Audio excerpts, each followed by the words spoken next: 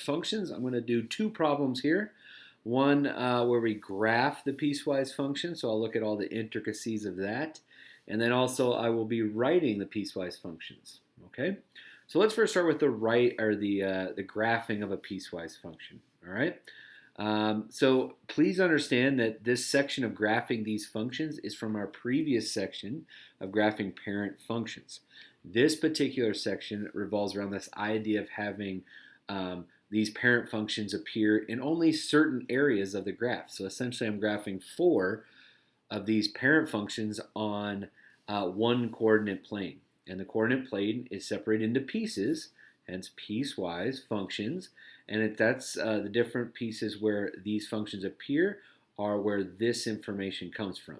All right, so I'm going to walk you through how to graph these functions and do it in a precise way based on steps. Okay, so the first thing I like to do is when I'm doing these piecewise functions is to mark where there's like what I call a fence line. Okay, so you see these numbers right here, so I'll circle them right there.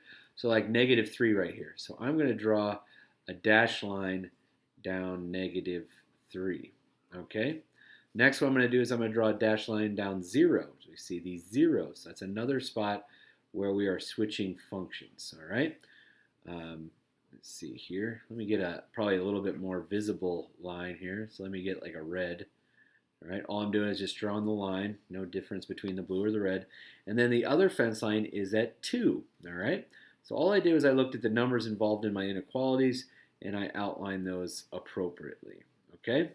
All right, so that's a very important step. It's a minor step, but it'll help you stay organized when you're graphing these. Okay, so let's start graphing. Let's see. Let's use blue. All right. So I'm going to go through the same process I did in 7.1. I'm going to graph this parent function. So I'm going to go back 5, 1, 2, 3, 4, 5, up 5, 1, 2, 3, 4, 5. So that's my starting point. And because there's a -3 in front, the absolute value goes down 3 over 1, and then down 3 over 1. And I'm going to go with this pattern until I run into a fence line, which I do at this spot right here. So my first inclination is I need to look at the graph right here, and I see that it's just a less than sign. It's not equal to. So that means 1, 2, 3. It's going to be an open circle right here. So this is the other part of piecewise functions that we need to be aware of, is that in some cases we're going to have a closed circle and an open circle, closed circle and an open circle here, okay? And that's dictated by what the inequality says. So I graphed this function, I ran into the fence line -3, I looked at the inequality, and it is just a less than sign, not a less than or equal to. All right, so I just graphed that parent function. Again, I want to reiterate that if you struggle with graphing parent functions, you really need to grasp that component prior to moving to this, okay? Unless you want to learn both of them at the same time. But I do have some videos in 7.1 that you can use to practice.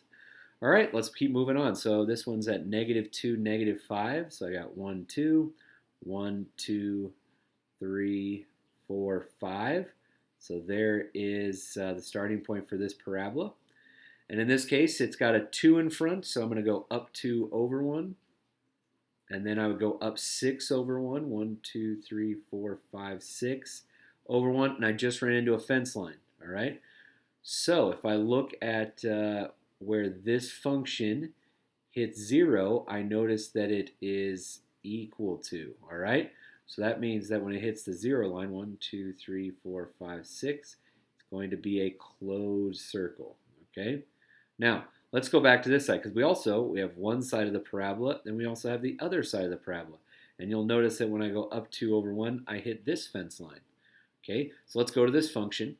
The fence line with -3, it has equal to, so it's going to be closed here. All right. Now, unless the 2 points meet at the exact same spot, we're going to have one open and one closed. Okay, you're never going to have closed and closed on the same one. All right, so let's start this one up. Now, this particular function, this -4, is a unique function because it doesn't have a variable with it. It just has a constant. So let me refrain. Like if I were to write this as a function, it would have a slope of 0 minus 4, meaning whatever I plug in for x, it's just going to become 0, and I'm always going to get negative 4 as an output. All right, so if I plug in 0, I get negative 4. So 1, 2, 3, 4. Okay, now it starts on a fence line. I look at the fence line at 0 for negative 4. It does not have an equal to, so it's going to be an open circle. 1, 2, 3, 4, open circle. And then it keeps going, and then I hit the next fence line. Remember, it's going to be a horizontal line at negative 4. Okay, so it's a horizontal line at negative 4. And so now I hit another fence line at 2, and I look at negative 4, and I look at its inequality when it references 2, and that's equal to. All right? Okay, so that's just going to be a horizontal line. All right, next, last but not least, let's check out this one. So it's going to go over 2, all right? And I notice that it actually starts on a fence line as well, and I look at the inequality. It's just a greater than sign, so it's going to be open here, and then I just follow the pattern of my parent function, all right? And we have just graphed a piecewise function. Now understand, when you guys see this graphically, you can say like, all right, if I were to plug in negative 4, I would plug it into this function. If I plugged in negative 4, I could get that answer. Also, I could just look at the graph. If I plug in negative 4, 1, 2, 3, 4, I get an output of 2, which you would get if you were to check that right there. All right? So this is kind of a data point that specifies which function you plug it into based upon what x you have. All right? So just a quick reference that again, if I had 1 as an input, I would plug it into this function right here. And this would give me negative 4. All right? So in this first video, this is me graphing a piecewise function. If you click on the next video, you can watch the writing of a piecewise function. All right. Thank you.